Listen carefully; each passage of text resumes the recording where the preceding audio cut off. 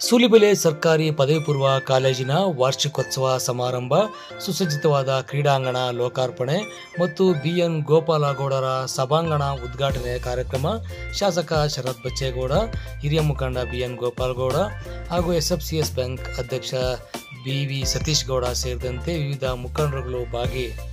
ಸರ್ಕಾರಿ ಶಾಲಾ ಕಾಲೇಜುಗಳೆಂದರೆ ಮೂಗು ಮುರಿಯೋರೇ ಹೆಚ್ಚು. ಅಲ್ಲಿ ಶಿಕ್ಷಕರಿದ್ದರೆ ಮೂಲಭೂತ ಸೌಕರ್ಯಗಳಿರುವುದಿಲ್ಲ, ಮೂಲಭೂತ ಸೌಕರ್ಯಗಳಿದ್ದರೆ ಶಿಕ್ಷಕರಿರುವುದಿಲ್ಲ. ಆ ನಿಟ್ಟಿನಲ್ಲಿ ಎಲ್ಲರೂ ಕೂಡ ಸರ್ಕಾರಿ ಶಾಲೆ ಎಂದರೆ ಕೀಳುಮಟ್ಟದಲ್ಲಿ ನೋಡುತ್ತಾರೆ. ಇದಕ್ಕೆ ತದ್ವಿರುದ್ಧವಾಗಿ ಶಾಸಕರ ಮಾರ್ಗದರ್ಶನದಲ್ಲಿ ಸುಸಜ್ಜಿತವಾದ ಕ್ರೀಡಾಂಗಣ, ಕಟ್ಟಡ ಸೇರಿದಂತೆ ಮೂಲಭೂತ ಸೌಕರ್ಯಗಳು, ಕಂಪ್ಯೂಟರ್ ಲ್ಯಾಬ್, ಗುಣಮಟ್ಟದ ಶಿಕ್ಷಕರು ಹಾಗೂ ಇನ್ನಿತರ ಎಲ್ಲ ಸೌಕರ್ಯಗಳೊಂದಿಗೆ ಉತ್ತಮ ಫಲಿತಾಂಶವನ್ನು ಪಡೆದು ಮುನ್ನುಗ್ಗುತ್ತಿರುವ ಬೆಂಗಳೂರು ಗ್ರಾಮಾಂತರ ಜಿಲ್ಲೆಯ ಸೂಲಿಬೆಲೆಯಲ್ಲಿರುವ ಸರ್ಕಾರಿ ಪದವಿ ಪೂರ್ವ ಕಾಲೇಜಿನ ವಾರ್ಷಿಕೋತ್ಸವ ಸಮಾರಂಭವನ್ನು ಹಮ್ಮಿಕೊಳ್ಳಲಾಗಿತ್ತು. ಇನ್ನು ಇದೇ ಸಂದರ್ಭದಲ್ಲಿ ಬಿಎನ್ ಗೋಪಾಲಗೌಡರ ಸಭಾಂಗಣ ನಿರ್ಮಿಸಿದ ಬಿಎನ್ ಗೋಪಾಲಗೌಡರನ್ನು ಅಭಿನಂದಿಸಿದ್ದು ಅಲ್ಲದೆ 2023-24ನೇ ಸಾಲಿನಲ್ಲಿ ಅತಿ ಹೆಚ್ಚು ಅಂಕ ಪಡೆದ ವಿದ್ಯಾರ್ಥಿಗಳನ್ನು ಕೂಡ ಅಭಿನಂದಿಸಲಾಯಿತು.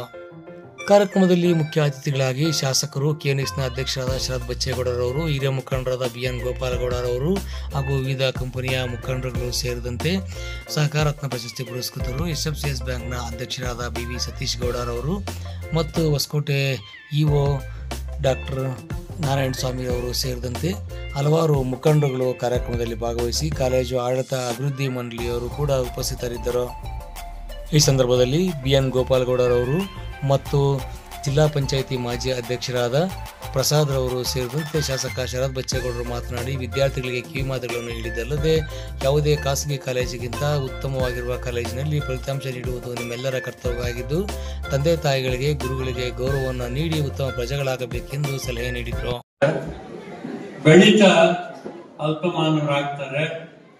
ವಿಶ್ವ ಮಾನವರನ್ನು ಮಾಡುವಂತ ಶಕ್ತಿ ಶಿಕ್ಷಕರಲ್ಲಿದೆ. ಪ್ರಯತ್ನ ಮಾಡಿ ಮಾಡಿ ಸಕ್ಸಸ್ ಆಗಬೇಕು. ಯಾಕೆ ಹೇಳ್ತೀನಿ ಅಂದರೆ ನಮ್ಮ ನೀವು ಜನ್ಮ ಕೊಟ್ಟ ತಂದೆ ತಾಯಿಗಳು, ಅವ್ರನ್ನ ಗೌರವಿಸ್ಬೇಕು. ಮತ್ತು ನಿಮಗೆ ದಾರಿ ದೀಪ ತೋರಿಸಿದಂಥ ಶಿಕ್ಷಕರು, ನಿಮ್ಮ ಭವಿಷ್ಯದಲ್ಲಿ ದಾರಿ ತೋರಿಸಿದಂಥ ಶಿಕ್ಷಕರಿಗೆ ಗೌರವಿಸ್ಬೇಕು. ಮತ್ತು ನೀವು ಒಳ್ಳೆ ಉತ್ತಮ ಪ್ರಜೆಗಳಾಗಿ ಈ ದೇಶದ ಭವ್ಯ ಭಾರತ, ನನಗೆ ಹೇಳಿದ್ರಲ್ಲ, ಭವ್ಯ ಭಾರತ ಕಟ್ಟಬೇಕು ಅಂತ ನಮ್ಮ ಪ್ರಿನ್ಸಿಪಾಲ್ ಆ ಕೆಲಸ ನೀವು ಮಾಡಬೇಕಾಗ್ತದೆ. 2005-6ನೇ ಸಾಲಿನಲ್ಲಿ ಈ ಒಂದು ಕಾಲೇಜು ಪ್ರಾರಂಭವಾದಂಥ ಸಂದರ್ಭದಲ್ಲಿ ಬಹುಶಃ ಈ ಕಾಲೇಜಿಗೆ ಕಟ್ಟಡ ಕೂಡ ಇರಲಿಲ್ಲ. ಅಂತ ಸಂದರ್ಭದಲ್ಲಿ ಈ ಕಾಲೇಜು ಪ್ರಾರಂಭವಾದ ದಿನದಿಂದ ಇವತ್ತು ಅಗಾಧವಾಗಿ ಬೆಳ್ಕೊಂಡು ಬಂದಿದೆ. ಸೂಲಿಬೆಲೆಯ ಸುತ್ತಮುತ್ತಲು ಎಲ್ಲ ಗ್ರಾಮೀಣ ವಿದ್ಯಾರ್ಥಿಗಳಿಗೆ ತಮ್ಮ ಉನ್ನತ ಶಿಕ್ಷಣವನ್ನು ಪಡ್ಕೊಳ್ಳಿಕ್ಕೆ ಬೇಕಾಗಿರ್ತಕ್ಕಂಥ ಮೂಲಭೂತ ಸೌಲಭ್ಯಗಳನ್ನು ಕೊಡ್ತಕ್ಕಂಥದ್ದಕ್ಕೆ ಜನಪ್ರತಿನಿಧಿಗಳಾಗಿರ್ತಕ್ಕಂಥ ಶಾಸಕರುಗಳು ಮತ್ತು ಅನೇಕರು ಕೂಡ ಅನೇಕ ರೀತಿಯಲ್ಲಿ ಕೂಡ ಸಹಕಾರವನ್ನು ನೀಡ್ತಾ ಬರ್ತಾ ಇರ್ತಕ್ಕಂಥದ್ದು ನಮಗೆಲ್ಲ ಗೊತ್ತಿದೆ. ತಾವು ಯಾವ ರೀತಿ ಈ ಒಂದು ಕೊಟ್ಟಿರ್ತಕ್ಕಂಥ ಸಹಕಾರವನ್ನು ಬಳಸ್ಕೋಬೇಕು ಅನ್ನೋದನ್ನ ನೀವು ಚಿಂತನೆಯನ್ನು ಮಾಡಬೇಕಾಗ್ತದೆ. ಅನೇಕ ಸೌಲಭ್ಯಗಳನ್ನ ಕೊಟ್ಟಿರ್ತಕ್ಕಂಥ ಸಂದರ್ಭದಲ್ಲಿ ಆ ಗುರಿ ಮಾತ್ರ ನಿಮ್ಗೆ ಇರಬೇಕು. ಅದರೆಲ್ಲರ ಸದುಪಯೋಗವನ್ನು ಪಡ್ಕೊಳ್ಳೋ ಮೂಲಕ ಈ ಕಾಲೇಜಿಗೆ ಮತ್ತು ನಿಮ್ಮ ಜೀವನಕ್ಕೂ ಕೂಡ ರೂಪಿಸ್ಕೊಳ್ತಕ್ಕಂಥದ್ದು ಕೂಡ ಆಗ್ಬೇಕಾಗ್ತದೆ. ಆ ನಿಟ್ಟಿನಲ್ಲಿ ಅನೇಕ ಮಹನೀಯರು ಕೂಡ CSR ಅಡಿಯಲ್ಲಿ ಕೂಡ ಅನೇಕ ಮೂಲಭೂತ ಸೌಲಭ್ಯಗಳನ್ನು ತಮಗೆಲ್ಲ ಒದಗಿಸ್ಕೊಟ್ಟಿದ್ದಾರೆ. ಇವತ್ತು ನಾಗರಿಕ ಸಮಾಜದಲ್ಲಿ ಬಹಳ ಮುಖ್ಯವಾಗಿ ಬೇಕಾಗಿರ್ತಕ್ಕಂಥದ್ದು ಮೂಲಭೂತ ಸೌಲಭ್ಯ, ಶಿಕ್ಷಣ ಮತ್ತು ಆರೋಗ್ಯ. ಆ ಒಂದು ಶಿಕ್ಷಣ ನೀಡ್ತಕ್ಕಂಥ ವಿಚಾರದಲ್ಲಿ ನಮ್ಮ ತಾಲೂಕಿನ ಜನಪ್ರಿಯ ಶಾಸಕರು, ನಾನು ಕೂಡ ಕಳೆದ 3.5 ವರ್ಷಗಳಿಂದ ಮಾಡ್ತಾ ಇರ್ತಕ್ಕಂಥ ಕೆಲಸವನ್ನು ನೋಡ್ತಾ ಇದ್ದೇನೆ.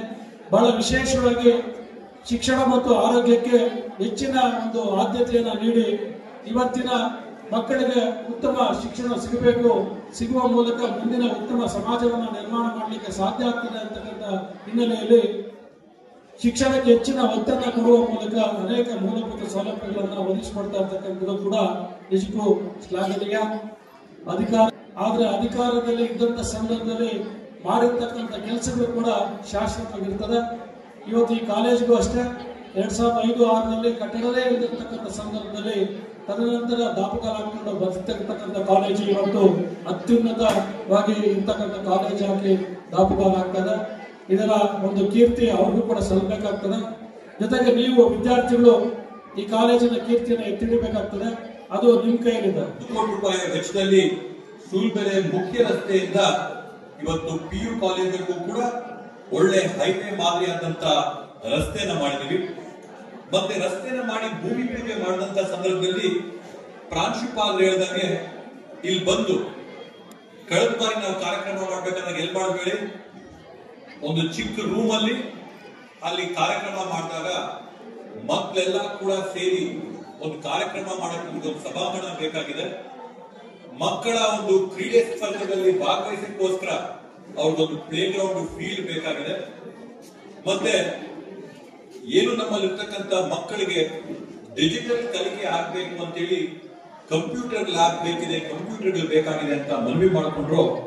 ಆ ಕಂಪ್ಯೂಟರ್ಗಳು ಬೇಕು ಅಂತ ಮನವಿ ಮಾಡಿಕೊಂಡ್ರಲ್ಲಿ ಇವತ್ತು ITC ಸಂಸ್ಥೆಯ ವತಿಯಿಂದ ಫುಡ್ ಕ್ರಿಯೇಷನ್ಸ್ ಅಂತ ಹೇಳಿ ಒಂದು ಸಂಸ್ಥೆ ವತಿಯಿಂದ ಇವತ್ತು ನಮ್ಮ ಒಂದು ಪದವಿ ಪೂರ್ವ ಶಾಲೆಗೆ, ಪದವಿ ಪೂರ್ವ ಕಾಲೇಜ್ಗೆ 14 ಡೆಸ್ಕ್ಟಾಪ್ಗಳ ಕೆಲಸನ ಕೂಡ 5ನೇ ತಾರೀಕು ನಿಮ್ಮೆಲ್ಲರಿಗೂ ಒಂದು ಕಂಪ್ಯೂಟರ್ ಲ್ಯಾಬ್ ಕೂಡ ಆಗುತ್ತೆ ಅಂತ ಹೇಳಿ ಈ ಸಂದರ್ಭದಲ್ಲಿ ಆಶ್ವಾಸನೆ ಕೊಡ್ತಾರೆ.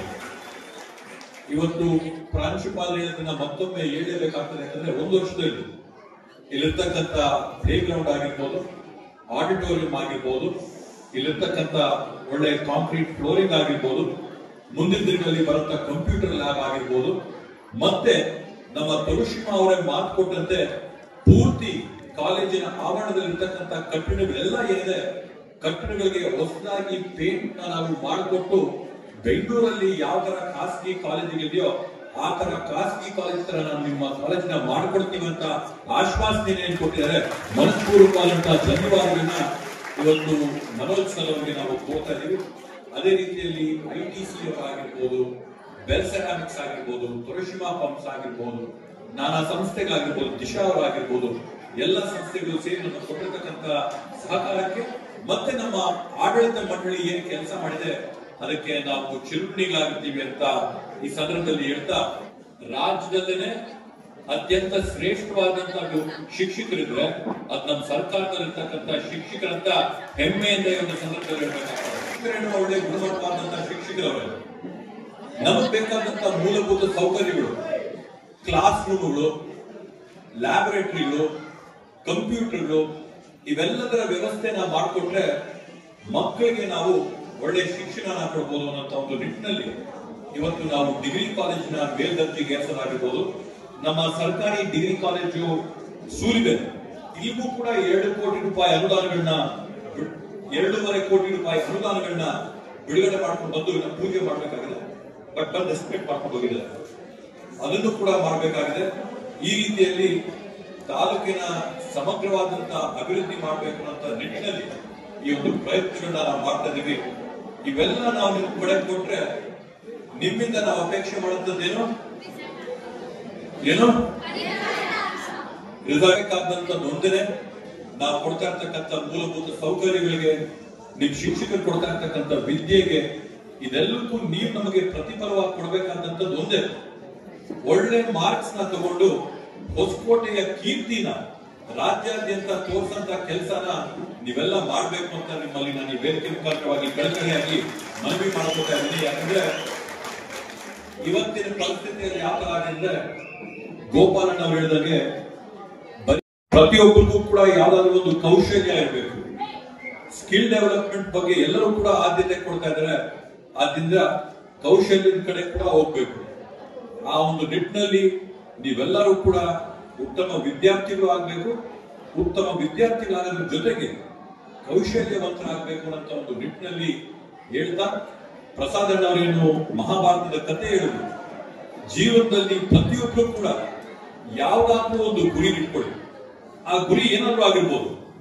ನೀವು ನಾಳೆ ದಿನ ಒಂದು ಸರ್ಕಾರಿ ಅಧಿಕಾರಿ ಆಗ್ಬೇಕು ಅಂತ ಇಟ್ಕೋಬಹುದು, ಪೊಲೀಸ್ ಆಗ್ಬೇಕು ಅಂತ ಇಟ್ಕೋಬಹುದು, ಒಂದು IAS ಅಧಿಕಾರಿ ಆಗ್ಬೇಕು ಅಂತ ಇಟ್ಕೋಬಹುದು, ಅಥವಾ ಒಂದು ರಾಜಕಾರಣಿ ಆಗ್ಬೇಕು ಅಂತ ಒಂದು ಗುರಿ ಇಟ್ಕೋಬಹುದು. ಆ ಏನ್ ಗುರಿ ಇಟ್ಕೋತೀರಾ ಆ ಗುರಿನ ಸಾಧನೆ ಮಾಡೋಕ್ಕೋಸ್ಕರ ದಿನ ನೀವು 15-20 ನಿಮಿಷ ನೀವು ಮೀಸಲಿಟ್ಟು ಆ ಗುರಿ ಪಾಗೆ ನೀವು ತಲುಪಕ್ಕೆ ಏನ್ ಮಾಡ್ಬೇಕು ಅಂತ ಒಂದು ನಿಟ್ಟಿನಲ್ಲಿ ನೀವು ದಿನಾ ಪ್ರಯತ್ನ ಮಾಡ್ಕೊಂಡು ಬಂದ್ರೆ ನೀವೇನ್ ಗುರಿ ನೀವು ನಿಗದಿಪಡಿಸ್ಕೊಟ್ಟಿರೋ ಆ ಗುರಿ 100% ಸಾಧನೆ ಆಗತ್ತೆ. ಆದ್ರೆ ಪ್ರಮುಖವಾಗಿ ಒಂದು ಗುರಿನ ನೀವು ಇಟ್ಕೊಳ್ಳಿ, ಆ ಗುರಿನ ತಲುಪಕ್ಕೆ ಒಂದು ಗುರುನ ನೀವು ಇಟ್ಕೊಳ್ಳಿ. ಆ ಗುರು ಮತ್ತೆ ಗುರಿ ನಿಮ್ಗಿದ್ರೆ ಜೀವನದಲ್ಲಿ 100% ನೀವೇನಾದ್ರೂ ಒಂದು ಸಾಧನೆ ಮಾಡೇ ಮಾಡ್ತೀರಾ ಅಂತ ಒಂದು ಸಂದರ್ಭದಲ್ಲಿ ಹೇಳ್ತಾ, ಈ ಆದಂತ ವಾತಾವರಣ ನಿಮ್ಗೆ ಈ ರೀತಿಯಾದಂತ ಜಾಗ ಯಾವ್ದಾದ್ರು ಪ್ರೈವೇಟ್ ಸ್ಕೂಲ್ ಪ್ರೈವೇಟ್ ಕಾಲೇಜ್ ಸಿಗಕ್ಕೆ ಸಾಧ್ಯನಾ? ಹೊಸಕೋಟೆಯಲ್ಲಿ ಪ್ರೈವೇಟ್ ಕಾಲೇಜ್ ಏನಾದ್ರು ಹೋದ್ರೆ ನಿಮ್ ಆವರಣ ಎಷ್ಟು ಜನ ಕೂತಿರೋ ಆವರಣ ಅಷ್ಟರಲ್ಲಿ 200 ಮಕ್ಕಳು ಓದ್ತಾ ಇರ್ತಾರೆ. 50-60 ಸಾವಿರ ಫೀಸ್ ಕಟ್ಟಬೇಕಾಗ್ತದೆ, ಗಾಳಿ ಧೂಳಲ್ಲಿ ಇರ್ಬೇಕಾಗ್ತದೆ. ಇಲ್ಲಿ ಇಂಥ ವಾತಾವರಣ, ಇಂಥ ಅವಕಾಶ, ಉಚಿತವಾದಂತ ವಿದ್ಯಾಭ್ಯಾಸ ಎಲ್ಲ ಸೌಲಭ್ಯಗಳು ಕೊಟ್ಟ ಮೇಲೆ ಒಳ್ಳೆ ಮಾರ್ಕ್ಸ್ ತೆಗೆಯಂತ ಜವಾಬ್ದಾರಿ ನಿಮ್ಮೆಲ್ಲರ ಹೌದು ಅಲ್ವೋ? ಹೌದು ತಾನೆ? ಆ ಕೆಲಸನ ತಾವೆಲ್ಲ ಮಾಡ್ಬೇಕು ಅಂತ ಈ ಸಂದರ್ಭದಲ್ಲಿ ಹೇಳ್ತಾ